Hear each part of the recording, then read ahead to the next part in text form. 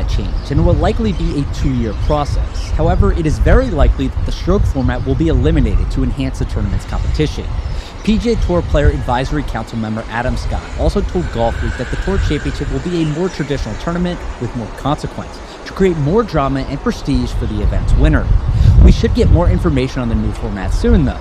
The PGA Tour Advisory Council reached a consensus on the format at their most recent meeting at the RBC Heritage, and the PGA Tour is now in talks with the Tour Championship broadcast and sponsor partners to ensure that the new format is supported before a board vote.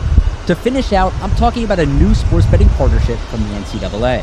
Last week, Genius Sports, a global sports technology provider, announced that it has expanded its long-term partnership with the NCAA to become the exclusive distributor of NCAA data to licensed sportsbooks for its postseason tournaments, including March Madness through the year 2032.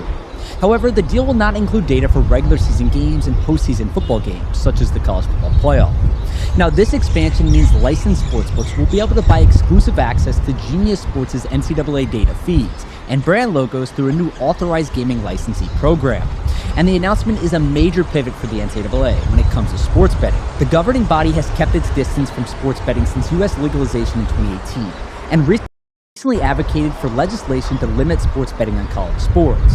But Genius Sports noted that sportsbooks will need to agree to limit risky bet types to purchase the NCAA data and safeguard student athletes.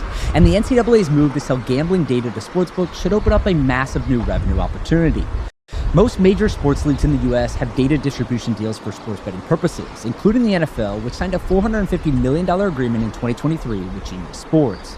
Plus, the NCAA could stand to diversify its revenue streams. Most of the organization's $1.4 billion in 2024 revenue came from its broadcasting deals for the men's March Madness tournaments. This week for the Deeper Dive, where I give you a play-by-play analysis of news in the sports world and its significance to your bottom line, we're talking about the Kentucky Derby. The 151st running of the Kentucky Derby takes place this Saturday.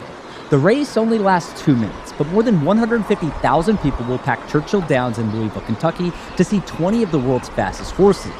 3-year-old thoroughbreds will compete for $5 million in prize money, and another 16 million people will be watching at home.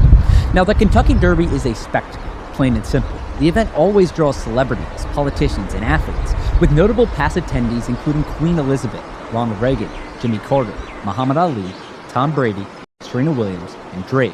But the business behind the Kentucky Derby is even more fascinating. There is a month-long festival leading up to race day, and when you include the Derby itself, the entire 2025 event is projected to generate over $440 million in economic activity for Louisville. That's because about 1.5 million people typically attend the Kentucky Derby Festival throughout the month, including more than 150,000 for the actual race. Downtown Louisville hotels also usually see at least a 90% occupancy rate during Derby week, and 120,000 mint julep cocktails are served during race week events. And of course, the Kentucky Derby is a massive weekend for gambling. In 2024, a record $320 million was bet on all 14 of